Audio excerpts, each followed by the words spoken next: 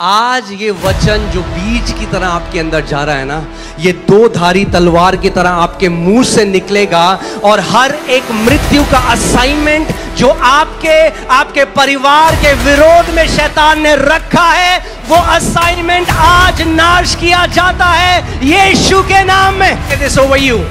You are not gonna die today. You are not dying tomorrow. You are not dying this year. You are not dying next year. You are not dying in 10 years. You are not dying in 20 years. You are not dying in 30 years. You are not dying in 50 years. You shall live a long life in Jesus' name. आप एक लंबी आयु जियोगे यीशु के नाम में। I declare no arrow of the enemy shall hit you and your family in Jesus' name. मैं घोषणा करता हूँ दुश्मन का एक भी तीर आपके और आपके परिवार को छूने भी नहीं पाएगा यीशु के नाम में। As your days are, so shall your strength be. जैसे आपके दिन बढ़ेंगे वैसे वैसे आपका बल भी बढ़ता चला जाएगा यीशु के नाम में। This year, इस साल let there be no funerals in Jesus' name. कोई भी फ्यूनरल्स ना हो यीशु के नाम में। This year, इस साल let there be no funerals in Jesus' name. कोई भी फ्यूनरल्स ना हो यीशु के नाम में। Hallelujah. Now some people will say, that was his testimony, why should we follow him? कुछ लोग कहेंगे ये तो उनकी गवाही है, हम क्यों माने? Because Bible tells us to follow such people. क्योंकि बाइबल हमें कहती है ऐसे लोगों का अनुकरण करो। Put Hebrews 6:12. Hebrews 6:12. इब्रानी 6:12। Okay. That you do not become sluggish, but imitate those who through faith and patience inherit the promises. ताकि तुम आलसी ना हो जाओ वरन उनका अनुकरण करो जो विश्वास और धीरज के द्वारा प्रतिज्ञाओं के वारिस होते हैं।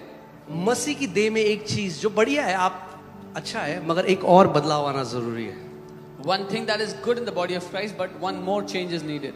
हम लोग क्या करते हैं ना, हम लोग हर बार क्या कहते हैं, मेरे लिए प्रार्थना कर दो, pray for me, pray for me. Every time we say, oh मेरे लिए प्रार्थना कर दो। When you see a man of God जब आप परमेश्वर के किसी जन who को has देखते हो possessed a promise, जिसने किसी वायदे पे कब्जा किया है, rather than saying pray for me, you should say teach me. ये कहने की जगह कि मेरे लिए प्रार्थना करो, ये कहो मुझे सिखाओ। Teach me, how were you able to possess this promise? Teach me, because I want to imitate your example. मुझे सिखाओ कैसे आपने इस वायदे पे कब्जा किया, क्योंकि मैं आपके उस उदाहरण की नकल करना चाहता हूँ। क्यों बाइबल आपको कह रही है कि उनकी नकल करो जिन्होंने पेशेंस के साथ और विश्वास से प्रतिज्ञा को पकड़ लिया? क्यों? क्योंकि जब आप उनका अनुकरण करोगे तो आप भी प्रतिज्ञा को पकड़ लोगे यीशु के नाम में। Why is the Bible telling you to imitate those who have by faith and patience obtained the promise? Because if you imitate them, you will also obtain the promise. What do we say? Pray for me, pastor. हम कहते हैं pastor प्रार्थना कर दो। Pray for me, मैं बहुत कर्जों में हूँ। ओ मेरे लिए प्रार्थना तो मैं कहूँगा मैं भी तो करो। था, तो वही करो जो मैंने करा। I'll tell them I was also under debts. Do what I did. वही करो। Do that. You'll have the same result. आपको भी वही परिणाम मिलेगा। Amen. You need to catch hold of the promises of God. आपको परमेश्वर के वादों को थाम लेना सीखना है। वो जो परिवार मैंने आपको बताया जो 3 दिन भूखा रहा जहाज में, वो क्यों भूखे थे? इसलिए नहीं कि सेलर ने उनको खाना नहीं दिया, इसलिए कि उन्हें ज्ञान नहीं था कि उनके टिकट में पहले से ही खाना इंक्लूडेड था। The family that was on that ship did not eat for 3 days, not because the sailor did not give them food, but because they did not have the knowledge that the food was included in their ticket. तो आपको आज जानना है, So you have ये to- जो उद्धार हमें मिला है, ये केवल स्वर्ग जाना नहीं है भैया। So you have to know today the salvation you have received is not just going to heaven. ये ऐसा ही जैसे वो थे कि टिकट बैठ गए जहाज में, अब जाना है साउथ अफ्रीका, तो साउथ अफ्रीका तो पहुंचा देगा जहाज, मगर जो जर्नी है ना वो बिल्कुल खराब जर्नी है। ऐसा नहीं कह रहा परमेश्वर कि भैया स्वर्ग तो पहुंचोगे मगर यहाँ पे बिल्कुल खत्म जीवन जीना। So now they have bought the ticket to go to South Africa. So they will reach the destiny South Africa, but all the journey will be so terrible. This is not what God is saying. This is not what God wants. That you will go to heaven, the journey, the life here will be terrible. The Bible says, Come on. what does it say? It says many things, but right now what I'm saying is, the path of the righteous shines brighter and brighter and brighter. That means your tomorrow is going to be better than your yesterday in Jesus name.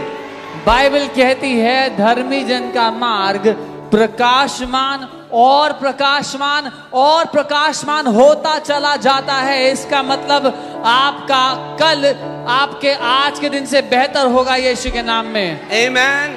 That means now you are not going down. You shall go up, up and up in Jesus name. इसका मतलब अब आप नीचे नहीं जा रहे हो, आप जीवन में ऊंचा ऊंचा ऊंचा उठते जाओगे यीशु के नाम में. Hallelujah.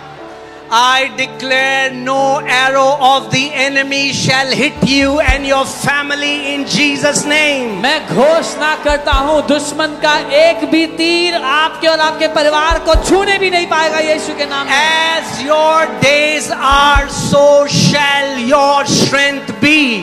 जैसे आपके दिन बढ़ेंगे वैसे वैसे आपका बल भी बढ़ता चला जाएगा यीशु के नाम में. Amen. लोग क्या कहते हैं, अब उम्र बढ़ रही है तो बल घटेगा. People say now age is increasing so strength will go down. ये लोग कह रहे हैं. This is what people वचन say. क्या कह रहे हैं? What is the word saying? जैसे तेरी उम्र बढ़ रही है तेरा बल भी बढ़ता जाएगा. As your days are increasing, your strength will keep on increasing as That well. means tomorrow you're gonna be more stronger than yesterday in Jesus name. इसका मतलब कल आप ज्यादा बलशाली हो गया पिछले दिन से. Hallelujah. We are in a different kingdom. हम एक अलग राज्य में हैं. We are in a different economy. एक अलग इकोनॉमी में हैं. Are you getting what I'm saying? This is an upside down kingdom. ये ऊपर से चलने वाला उल्टा राज्य है. Hallelujah. अगर यहोवा का वचन में उसकी बाट जोते रहोगे तो उकाबों की नाई आपकी जवानी वो. If you will keep on waiting on the Lord through His word, He will keep on renewing your youth like the eagles. Amen. को एक परमेश्वर के दास हैं, मैं उनकी गवाही आपको बताता हूँ. केनेथी हेगिन, A man of God, Kennedy Hagin, I want to share his जब वो story. 17 साल के थे उनके दिल में बहुत बड़ा छेद था और वो मरे और मर के उनका जो आत्मा है वो नरक की तरफ जा रहा है. When he was 17 years old, he had a big hole in his heart. He died and his spirit was descending into और hell. उनकी मम्मी उनके बगल में प्रार्थना कर रही थी घुटने take. And his mom was praying on her knees next to him. और फिर वो देखते हैं कि उनकी आत्मा वापस नरक से कोई खींच के वापस ले आया. And then फिर अपने शरीर में आए And then और he उन्होंने saw, प्रभु को ग्रहण किया. then he saw someone pulled his spirit back from hell. He came back into his body and he received the Lord Jesus. ध्यान से सुनना. Hear कई लोग carefully. बुरा मानेंगे जो मैं कहने वाला हूँ. Some people will mind what I'm going to say, मैं कहना जरूरी है. but it's important that I say it. 17 साल तक वो क्रिश्चियन थे. Till 17 years he was a Christian. उस दिन फिर उन्होंने प्रभु को ग्रहण किया. But that day he received the Lord. नाम केनेथ था, क्रिश्चियन नाम था. Name was Kenneth, a Christian name. उनको लगा मैं तो प्रभु में हूँ. He thought I belong to the Lord. प्रभु यीशु मसीह ने कहा जब तक तू नए सिरे से जन्म ना ले तो स्वर्ग के राज्य में प्रवेश नहीं कर सकता. Jesus said, until you are born again, you cannot enter the kingdom of heaven. So खैर anyway, तो मार्क 11:24 उनको मिला So he found Mark 11:24. और उनके द्वारा उन्होंने अपनी चंगाई को ग्रहण किया. And through that he received his healing. अब वो चंगे हो गए. Now he was healed. और एक दिन वो अपने कमरे में बैठे थे One day he was sitting in his और room उनको एक आवाज अपने कानों में गूंजी उनकी. and he heard a voice in his ears. और वो जेम्स 4:14 बोला उस आवाज ने. क्या बोला? अब हमें लगता है कि अगर कोई आयत मेरे कान में बोले तो ये तो परमेश्वर ही बोलेगा. And that voice said, James 4:14, Yakub 4:14, and we think if any voice will speak a word in our ears, that must be God. इसीलिए ध्यान से बाइबल पढ़ो. This is why read the Bible carefully. शैतान जब यीशु मसीह के पास आया तो Bible की आयत लेकर आया. When the devil came to Jesus, he brought the verses of the Bible. शैतान ने कुछ आयतें लेकर कुछ मसीहों की बुद्धि भ्रष्ट कर दी है क्योंकि उन्हें सुसमाचार का प्रकाशन नहीं है. devil has used some verses and corrupted the brains of some Can you believers put James 4:14? because they have no revelation of God's word. और इसमें लिखा था कि हम नहीं जानते कल क्या होगा, तुम्हारा जीवन है ही क्या, तुम तो मानो भाप समान हो जो थोड़ी देर दिखाई देती है और फिर लोप हो जाएगी. And it says, whereas you do not know what will happen tomorrow, for what is your life? It is even a vapor that appears for a little time and then vanishes away. फिर उसके बाद उस आवाज ने इब्रानी 9:27 बोला कि हर किसी के लिए नियुक्त किया गया है पैदा होना और मरना, और आज तेरा दिन है जब तेरा प्राण तुझसे ले लिया जाए. And then that voice again spoke, Hebrews 9:27, and says that it is ordained for every man to be born once and then die. Today is your day to die. और उन्हें लगा ये परमेश्वर जो मुझसे बात करता है, उन्होंने कहा प्रभु मैं तैयार हूं, ले जा मुझे. And he thought it is God speaking to him, so he said, Lord, I'm ready, take me. और जब वो ऐसा कह रहे थे, While he was just saying this, अंदर से उनके एक धीमी सी आवाज, from within him a still small voice और उस आवाज ने कहा, whispered to him, मैं तुझे दीर्घ आयु से तृप्त करूंगा और अपने उद्धार का दर्शन दिखाऊंगा. I will satisfy you with a long life and show you my salvation. सो अब क्या हो रहा है, दो आवाजें आ रही हैं उनको. Now there are two voices that he's hearing. One, Satan is messing him up पहला with scriptures. जो शैतान वचन का इस्तेमाल करके उनको परेशान कर रहा है. इसीलिए बाइबल में लिखा है लेटर्स प्रोड्यूसेस डेथ.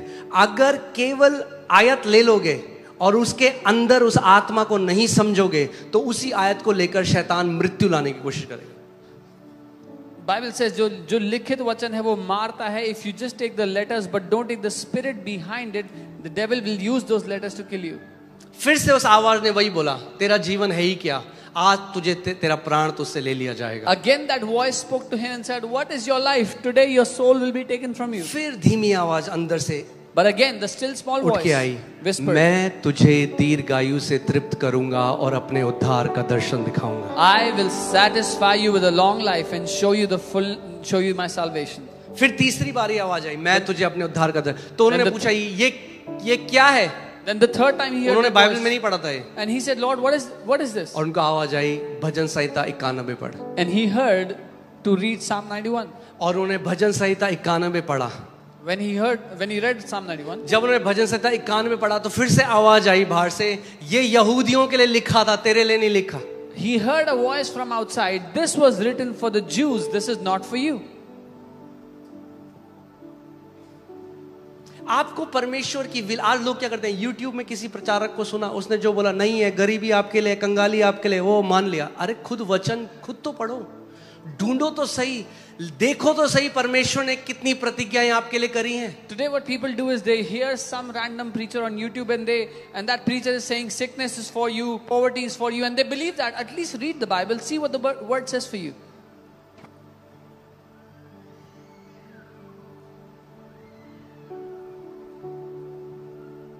और उन्होंने क्या किया, उन्होंने कहा, फिर से वो आवाज है, मैं तुझे दीर्घ आयु से तृप्त करूंगा. Again that voice said, I will satisfy you with a long life. और फिर आवाज आई, आज तू मर जाएगा. And then he heard that voice that you will die today. अब मैं आपको वो पढ़ के बता रहा हूं जो उन्होंने अपनी किताब में लिखा. Now Okay? I'm reading out Are you what ready? he has written in his book. And he stood up and declared out loud, और उन्होंने उठकर जोर से घोषणा की, Devil, शैतान, I am not going to die today. मैं आज नहीं मरूंगा. I am not going to die tomorrow. मैं कल नहीं मरूंगा. I am not going to die next week. मैं अगले हफ्ते नहीं I am मरूंगा. not going to die next year. अगले साल I नहीं am not going to मरूंगा. die in 5 years. 5 साल बाद I am नहीं not going to मरूंगा. die in 10 years. 10 साल I बाद am नहीं not going to मरूंगा. die in 20 years. 20 साल I बाद am नहीं not going to मरूंगा. die in 30, 40 or 50 years. 30, 40, 50 साल बाद I नहीं मरूंगा. will be satisfied with a long life. मैं दीर्घ आयु से संतुष्ट किया जाऊंगा. And और it came to pass, this man of God, ऐसा हुआ कि ये परमेश्वर के जन, whom devil would have killed at 17, lived a good old age and destroyed the kingdom of darkness. ये जवान व्यक्ति जो 17 वर्ष के थे जब शैतान को मारना चाहता था, उन्होंने एक अच्छी भली बूढ़ी उम्र का जीवन जिया और शैतान के राज्य को नाश किया. आज ये वचन जो बीज की तरह आपके अंदर जा रहा है ना, ये दो धारी तलवार की तरह आपके मुंह से निकलेगा और हर एक मृत्यु का असाइनमेंट जो आपके परिवार के विरोध में शैतान ने रखा है, वो असाइनमेंट आज नाश किया जाता है यीशु के नाम में। Today, this seed will go into your heart and will come out like a two-edged sword out of your mouth. Every assignment of death the devil has prepared against you is being destroyed today in Jesus' name. Amen. Let me declare this over you. You You are not going to die today. You are not dying tomorrow. You are not dying this year. You are not dying next year. You are not dying in 10 years. You are not dying in 20 years. You are not dying in 30 years. You are not dying in 50 years. You shall live a long life in Jesus' name. आप एक लंबी आयु जियोगे यीशु के नाम में. Hallelujah. Amen. और as का नहीं है. प्रभु कहता है I'll satisfy. जब satisfy हो जाए, 80 जी लिया आपका, प्रभु अब मुझे घर आना है, तो बर्थडे लगाना, अपना केक, उसमें कैंडल लगाना, कहना प्रभु तेरा धन्यवाद, और शैतान को कहना आया मजा. It's not about age. When you are satisfied with your age, so celebrate your 80th birthday and tell the devil, did you enjoy that? Okay, वचन शुरू हो रहा है अभी, ठीक है? The word is starting now. Foundation है. This is the foundation. Hallelujah.